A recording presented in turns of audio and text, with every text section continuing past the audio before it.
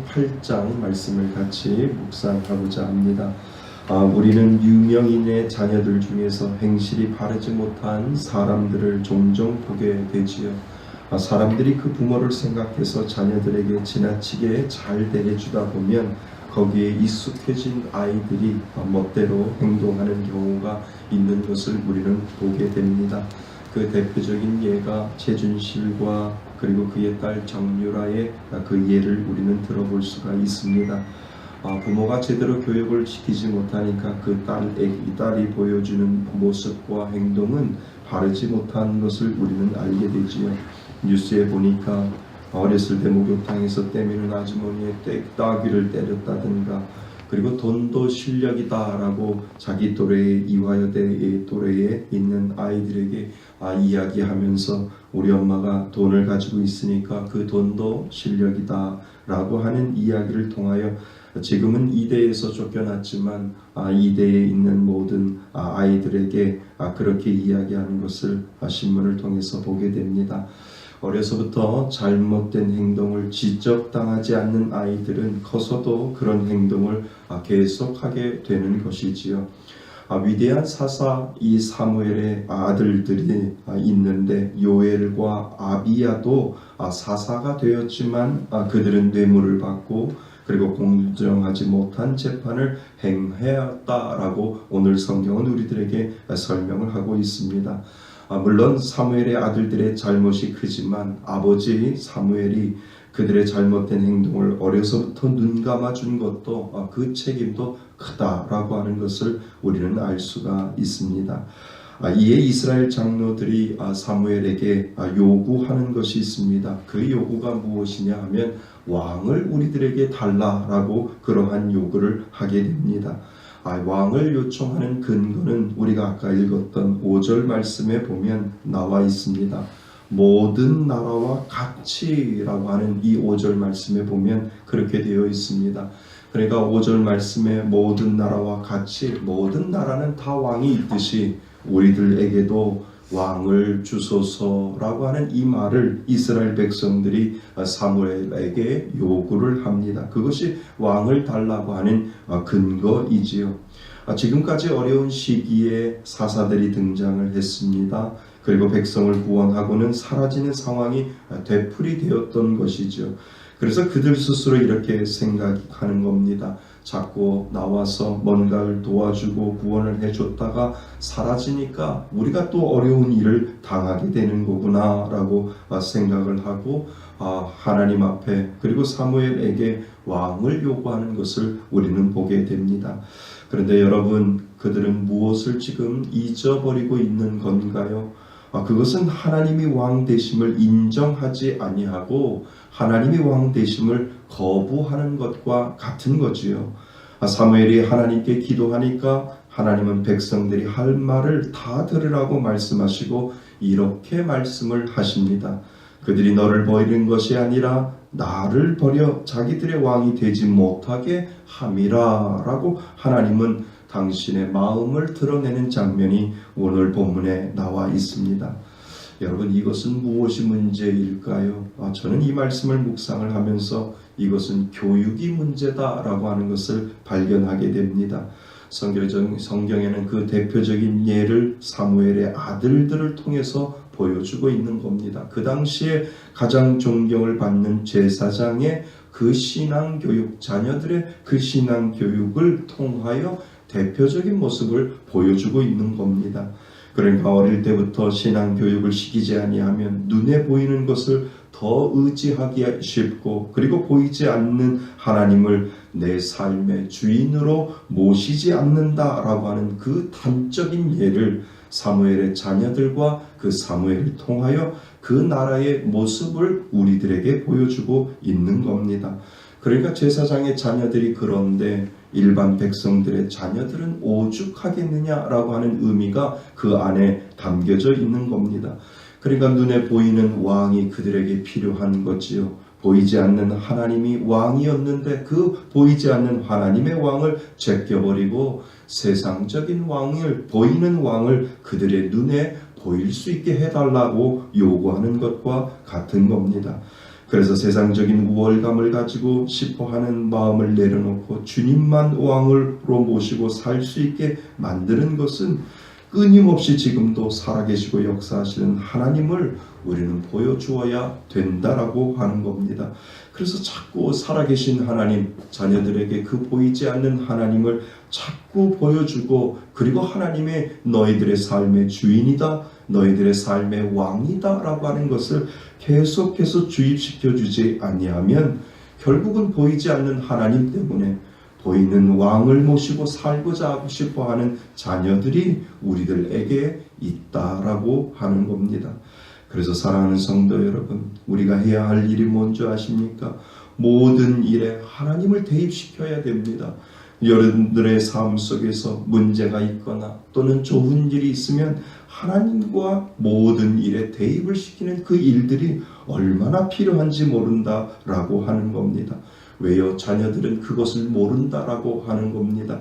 자녀들에게 살아계시고 보이지 않는 그 하나님을 보여줄 필요가 있는 그 교육이 부모들에게 얼마나 필요한지 모른다라고 하는 것을 오늘 본문은 우리들에게 설명을 하고 있는 겁니다. 그러니까 자녀들이 어떠한 문제가 있으면 거봐라, 하나님이 너를 지켜주시지 아니하면 너는 어려운 일을 당할 수 있어. 그러니까 하나님이 너를 사랑하신다라고 하는 그 사실을 너는 오늘도 기억해야 해 라고 보이지 않는 하나님을 계속해서 삶 속에서 대입시켜주는 역할이 부모가 해야 되는 일이다라고 하는 겁니다.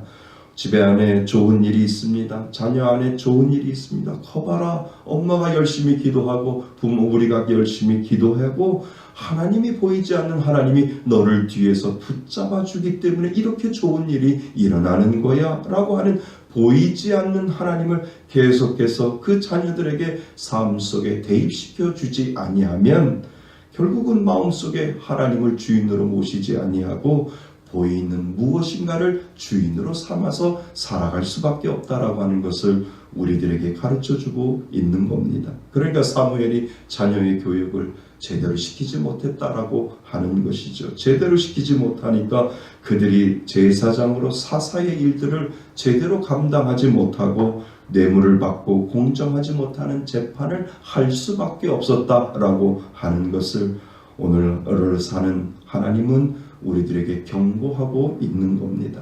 그래서 사랑하는 성도 여러분, 오늘도 끊임없이 여러분들의 자녀들에게 하나님을 대입시켜 주시기를 바랍니다. 좋은 일도 하나님을 대입시키고 나쁜 일도 하나님이 지금 너를 경고하는 것이다 라고 대입시켜 주어야만 보이지 않는 하나님을 그 자녀들에게 보이게끔 만들어주는 교육, 그 교육이 우리들에게 필요하다라고 하는 것을 오늘 말씀은 저와 여러분들에게 경고하고 있습니다. 사랑하는 성도 여러분, 그 보이는 하나님을 여러분들의 자녀들에게 보여주실 수 있기를 주님의 이름으로 축원드립니다.